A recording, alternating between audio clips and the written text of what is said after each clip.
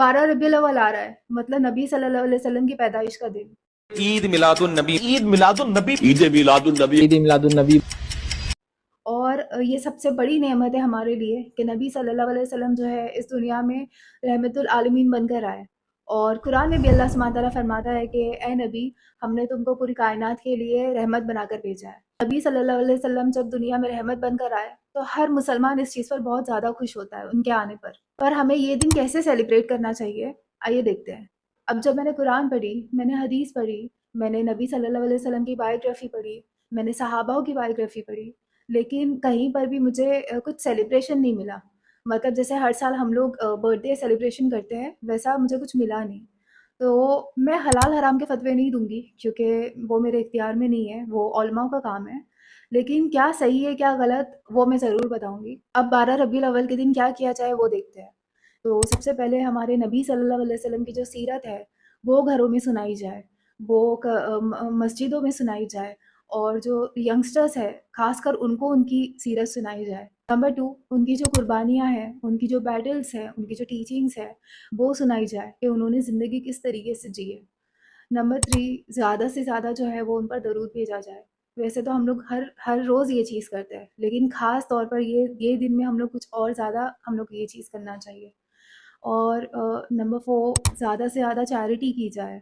और नंबर 6, अपने घर में अच्छा खाना बनाएँ और उन लोगों को खिलाएँ जो ज़रूरतमंद है, जो भूखे हैं, जो अच्छा खाना नहीं खा सकते। तो ये कुछ चीज़ें हैं जो हमें ईद ए मिलाद पर करना ही चाहिए।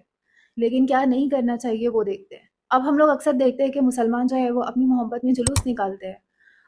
जुलूस एज़ अ एक्शन मेरी नज़र में गलत नहीं है, क्योंकि जुलूस का मतलब होता है गैदरिंग।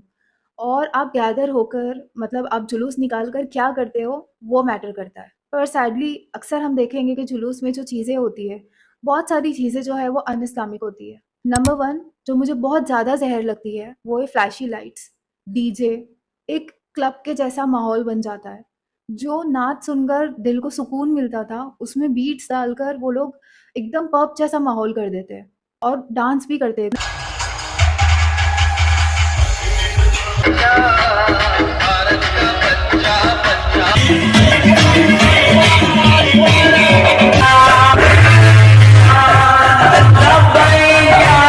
नंबर 2, बहुत सारी औरतें जो है वो जुलूस में शामिल होती है, जो पर्दे का ख़्याल नहीं रखती और नामहरम के साथ ज़बरदस्ती का उनका इंटरैक्शन होता है और उनकी बातें होती है।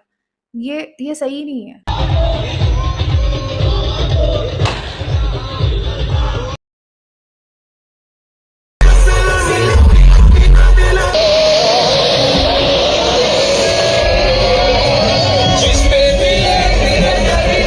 नंबर 3, रोड पर शोर करना, फायर क्रैकर्स लगाना और रोड पर जो है वो कचरा फैला देना, ये इस्लामिक टीचिंग्स नहीं है।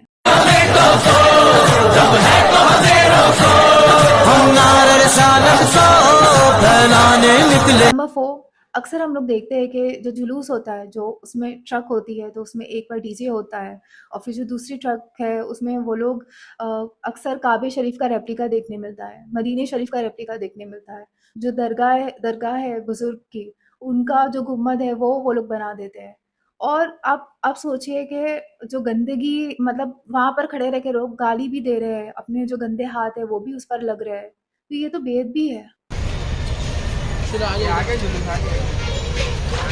दीवाने झूम ले, झूम ले।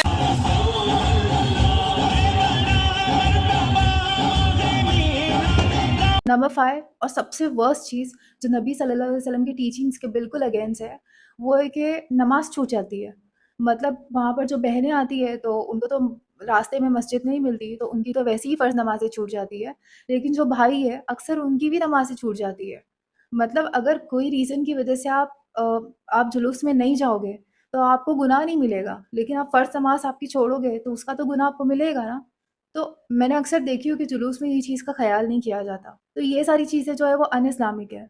और आज हमारे बीच में नबी सल्लल्लाहु अलैहि वसल्लम या सहाबा जो है वो फ़िज़िकली मौजूद होते हैं हमारे बीच में, तो उनको ये सब देखकर बहुत तकलीफ़ होती। तो ये जो इतने सारे पैसे ये चीज़ों पर लगते हैं, उसी से आप गरीबों को खाना खिला सकते हो, या फिर नबी सल्लल्लाहु अलैहि वसल्लम की बायोग्राफ़ी लेकर आप यंगस्टर्स में बाँट सकते हो, ताकि उस चीज़ पर वो अमल करें, तो आपको भी वो चीज़ का सवाब मिले। तो रसूल सल्लल्लाहु अलैहि वसल्लम की मोहब्बत के नाम पर हमें उनको तकलीफ़ पहुँचाने वाले काम नहीं करना चाहिए।